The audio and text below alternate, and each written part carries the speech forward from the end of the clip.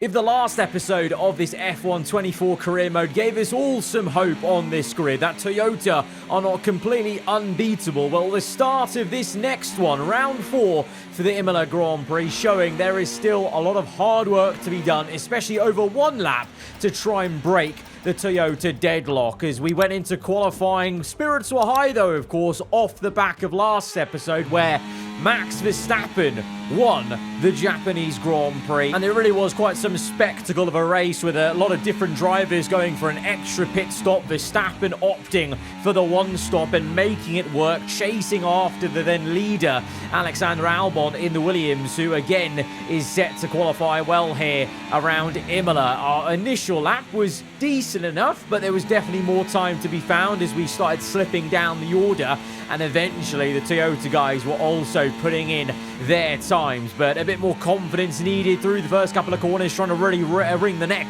out of this Red Bull Ford in Sector 1 to just be 1/10 up though only, so really marginal gains as we push hard, but it's going to be marginal differences between the drivers. It's a green first sector, yellow the middle in this last flying lap. The checkered flag has fallen, we're down to P7. It's a tiny amount of time gained, but that is actually going to be enough to lift us from P7 up to P5, just ahead of Verstappen. But yep, I bet you're surprised with this one. It's actually Nico Hülkenberg that was on pole position. He is set to have a grid penalty, so he is not going to take a pole that he should have thoroughly deserved. And actually, this would have carried on the hope that Toyota are definitely beatable. But now, knowing that there's going to be a penalty on the way for Hülkenberg, it's going to be a front row lockout again for Toyota. But on merit, Hülkenberg's up there, so hopefully for his sake he can, recover in this race. Albon's up there after a strong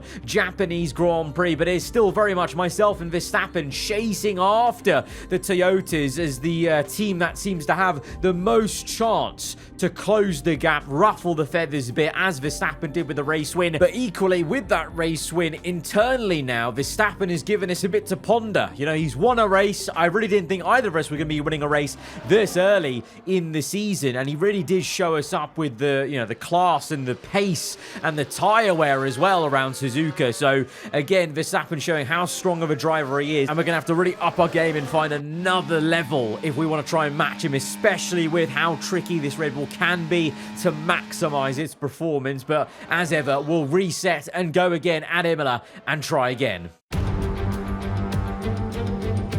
Hello there and welcome back to Imola, home circuit of the Scuderia Ferrari.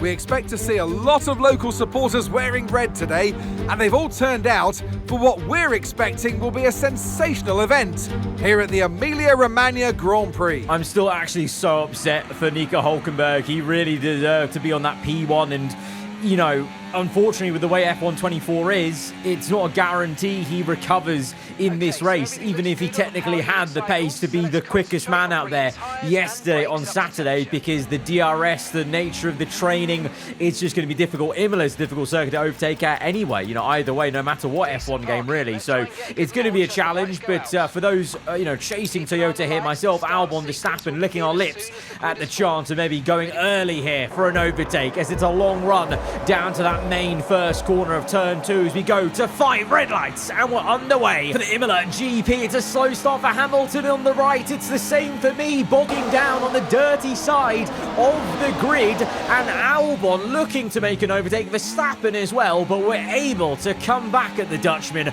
retake P4 because he was briefly up there, Max was. We were basically side by side, and Albon is overtake unsuccessful. So in both cases, myself and Lewis on the right-hand side, getting initially done on traction, but then having the better racing line to make the repass and to regain the position we started this race in. But Tsunoda pulling away, 1.1 the gap is for Yuki, so that's big for him. He's going to want to, punch back after the Japanese Grand Prix, although saying that, of course, in Japan, Hamilton lost out big time in terms of he was even further down the order than Tsunoda. So this is not great for Hamilton, who wanted to maybe try and jump back a little bit at his own teammates, as the Toyotas have their own into battle as the dominant team, and the rest of us are hoping we can maybe annoy them. But Imola, unlike Japan, I don't know if there'll be any sort of difference with the pit stops, 1 to 2 stop I think most of us will just be doing a bog standard one-stop. I think most of us I can see are on mediums,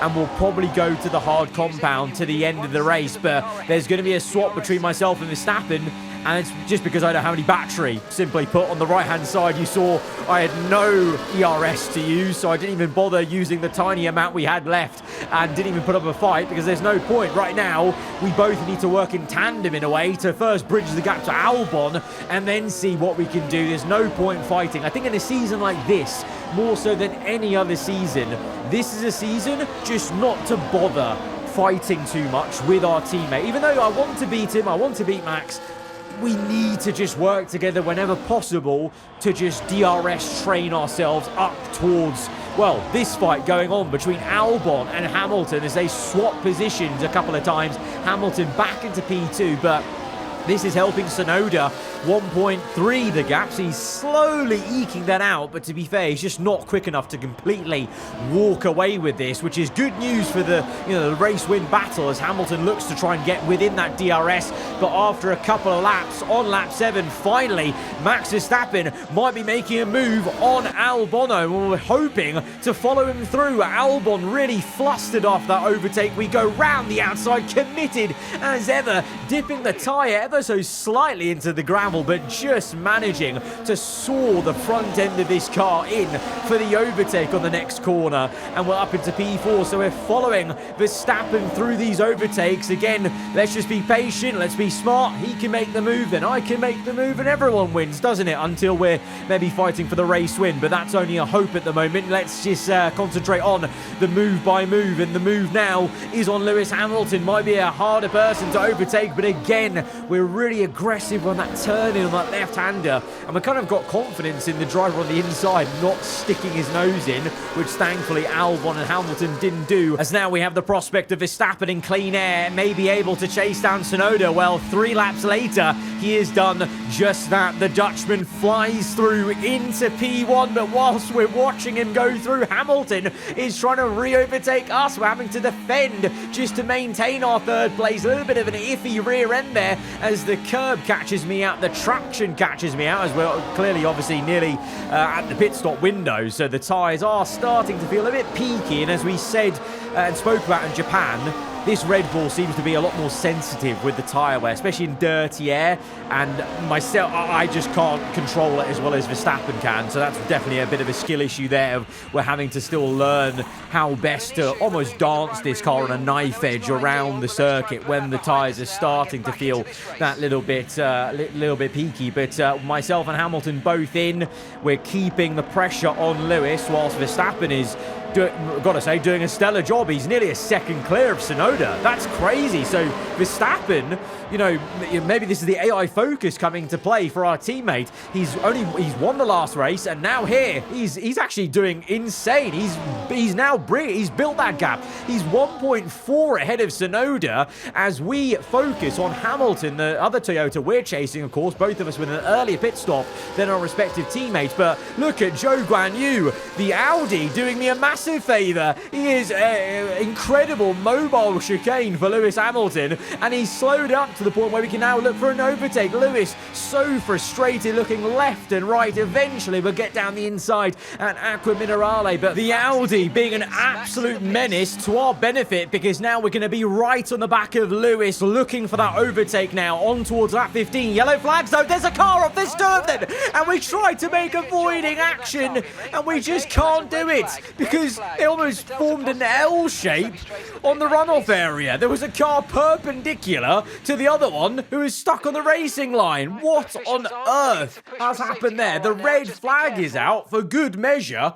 because now there's multiple cars with damage, and one of them's us. I think we broke our floor or the side pod with that crash with one of the high-tech GP cars, I think that was. I think it was an Aston who's the other one on the racing line. What's happened? It's Ollie Behrman. Oh, it's just a spin for our fellow compatriot. And where's the Aston come into this then? So the Haas is doing a very questionable meander over the curb. Behrman is trying to do a bit of a the world's slowest 3-point turn, and Lance Stroll, I think that is, in the Aston Martin, slowing to let him do his 3-point turn, and then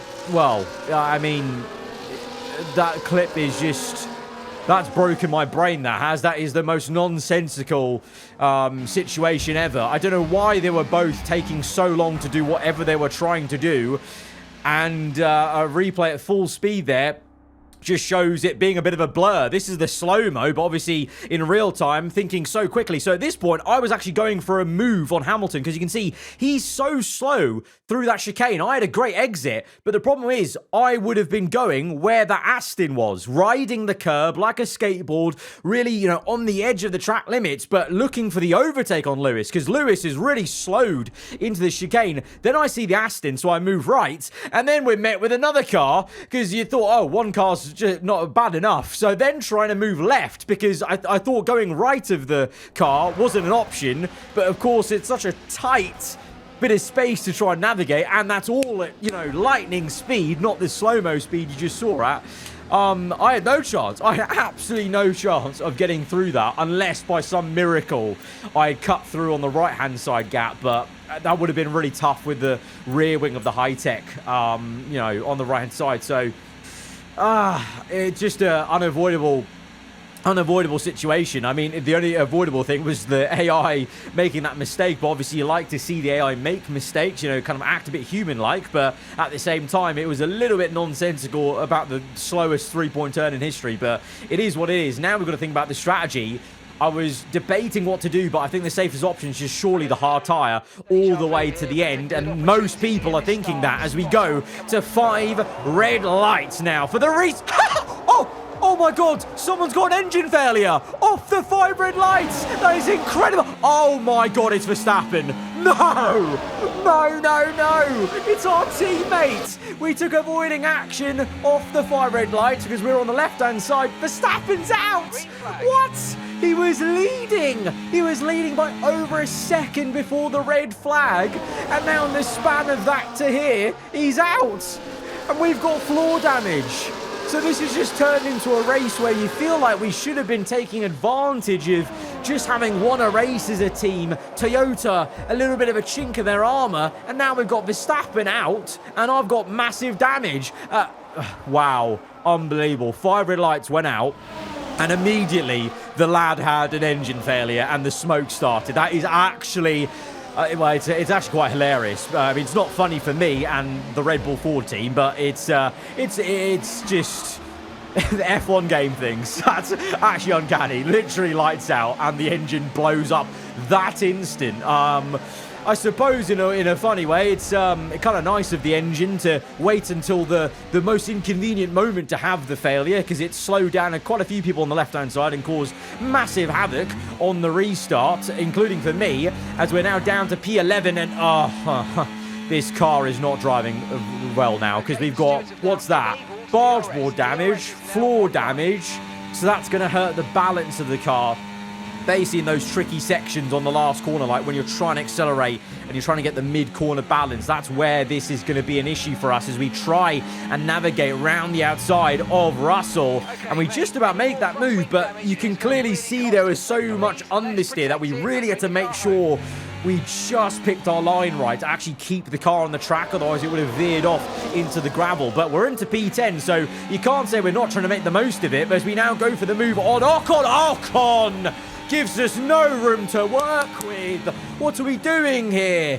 Ocon, not for the first time in this series, he is completely had disregard for us and space to work with. We have to re-overtake George Russell to just get back into P10, but what you're seeing up the road here is 2 Audis, sorry, I didn't even mention this yet. 2 Audis. They're in the points because of this red flag. This is incredible. This Audi team has done absolutely niche in this entire season, this entire series since we modded them into the game. But they're both in the points. But the problem is they're so slow. So we are making our way through. Even we can overtake this one Audi of Joe Guan Yu. Maybe Investi is up for grabs because we follow Ocon through for the move. You know, just about. You can see we're really having to wrestle this car quite literally through the these corners and keep it going in a straight line. But Vesti's up the road in P6, but you feel like eventually Piastri and Ocon will overtake and eventually will probably catch Vesti. Meanwhile, Hamilton is stuck behind Albon. He's trying to get past him. He will get past him, it looks like, on lap 23. So now it is a 1-2 for Toyota again, but can Hamilton chase down Tsunoda and do anything?